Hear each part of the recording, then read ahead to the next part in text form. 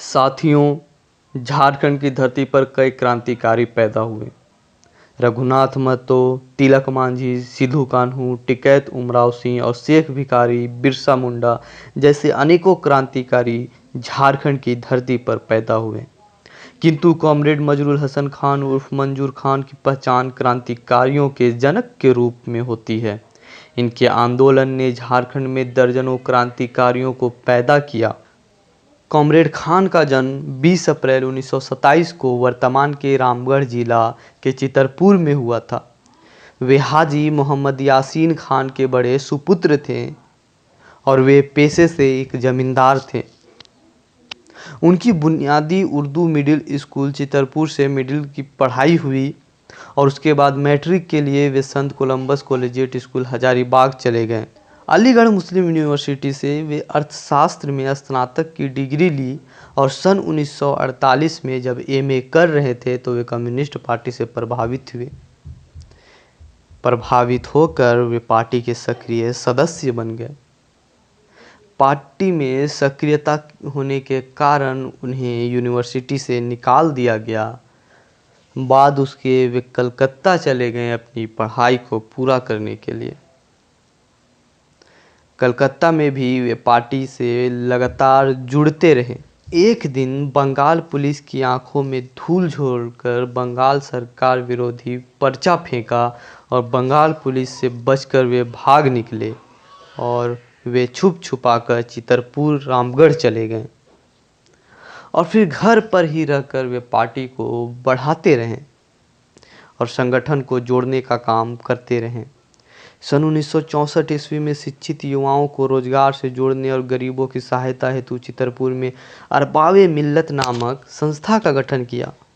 इस संस्था के तत्वाधान में युवाओं द्वारा प्रति जमीन पर खेती की जाती थी और जो भी उससे कमाई होती थी वो गरीबों में तकसीम कर दी जाती थी।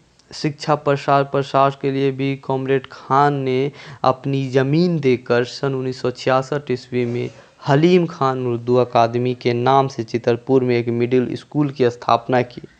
कॉमरेड खान चितरपुर के आसपास गांव-गांव में जाकर के बैठक करने लगे और किसानी आंदोलन को वो तेज करने लगे। पहली बार 1968 में कॉमरेड खान के तत्वाधान में राजनीतिक दल भारतीय कम्युनिस्ट पार्टी का विशाल जुलूस चितरपुर में निकाला गया। इस जुलूस का व्यापक असर किसानों पर देखने को मिला। हालांकि 1968 में थोड़े से वोट के कारण कॉमरेड मंजूर को हार का सामना करना पड़ा, लेकिन फिर भी किसानों पर उनकी पकड़ कम नहीं हुई और वे आंदोलनों में घुसते चले गए। 1967 के अकाल के समय मंजूर ने गरीबों को जो मदद की उससे उनकी पार्टी की लोकप्रियता इलाके में काफ़ी बढ़ गई। जगह जगह सस्ती रोटी की दुकानें खुलवाए गए। अपने धान, चावल, मकई वगैरह गरीबों में बंटवा दिए। रामगढ़, गोला, पतरातू और मांडू में इस अभियान का व्यापक प्रभाव पड़ा। गांव-गांव से महाजन और सूदखोर भगाए जाने लगे। प्रतिक्रिया स्वरूप 4 अक्टूबर 1970 को महाजन के गुंडों द्वारा साथी रामलाल महतो, साथी मंगल करमाली और साथी मायाराम महतो मार डाले गए। उक्त साथियों की हत्या ने किसानों, भूमिहीन मजदूरों में प्रतिशोध की भावना पैदा कर दी। फलस्वरूप बोगई गांव में एक कुख्यात महाजन और उसके 7 गुंडों को किसानों के द्वारा मार दिया गया।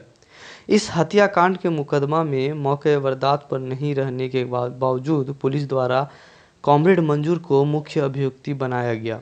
यह कांड झारखंड क्षेत्र में बोगई कांड के नाम से भी जाना जाता है। 45 साथी मंजूर खान के नेतृत्व में जेल में रहे। 1972 का विधानसभा चुनाव कॉमरेड मंजूर ने जेल से ही लड़ा। 2 विधानसभा क्षेत्र रामगढ़ और जरीडीह से कॉमरेड मंजूर पार्टी प्रत्याशी बनाए गए। रामगढ़ विधानसभा क्षेत्र से उन्होंने भारी बहुमत से चुनाव जीता। चुनाव से 3 दिन पहले पेरोल पर छूटे थे। 12 मार्च 1972 को चुनाव परिणाम आया। पूरे क्षेत्र में होली दिवाली मनाई गई। गांव-गांव में बाजे गाजे के साथ दलित, शोषित, पीड़ित लोगों ने जुलूस निकाला। क्यों नहीं जुलूस निकालते? दलितों के मसीहा चुनाव जो जीत गए थे। जीतू महतो बताते हैं 15 मार्च 1972 की शाम को उन्हें पटना जाना था। सुबह वो उनके पास आए और बताएं कि शाम को पटना चलना है। मैंने कहा मेरे पास अच्छे कपड़े नहीं हैं। वे तुरंत रामगढ़ लेते गए और खादी भंडार से कुर्ता पायजामा और गमछा खरीद दिए और फिर यहीं से वह अरगड़ा जुलूस में गए और मैं घर चला गया। मेरी माँ का हार्ट अटैक हुआ और वह इस दुनिया से चल गई। शाम को कॉमरेड मंजूर ललकार एजेंसी की टैक्सी से मेरे घर पर आए। मैंने सारी स्थिति से अवगत करा दिया। वो बोले, अच्छा कोई बात नहीं, मैं फिर 25 तारीख को आऊँगा, तब साथ चलेंगे। लेकिन वह तारीख फिर कभी नहीं आया।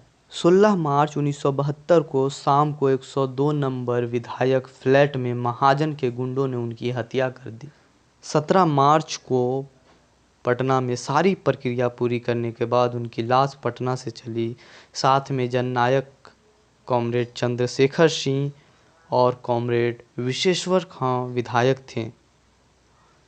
लोग जगह जगह अपने प्रिय नेता को श्रद्धांजलि अर्पित कर रहे थे। सुबह होते होते रामगढ़ में जनसैलाब उमड़ चुका था। उनके प्रिय नेता ने अंतिम दर्शन के लिए रामगढ़ से चितरपुर की दूरी 15 किलोमीटर होगी। उस समय न तो इलाके में रेडियो था न फ़ोन, लेकिन लोग 20-25 किलोमीटर पैदल चलकर रोड के दोनों किनारे आंखों में आंसू लेकर खड़े थे। जननायक दलितों के मसीहा थे।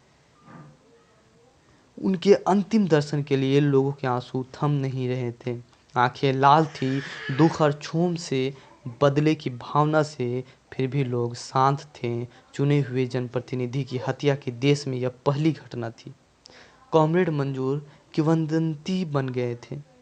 जैसे पुलिस नहीं पकड़ सकेगी, जेल में नहीं रख सकेंगी। शहादत के बाद भी अफवाहों का बाजार गर्म रहा। जैसे वहाँ मंजूर बाबू आए थे, फला जगह देखे गए थे, अकेला घूम रहे थे, इत्यादि इत्यादि।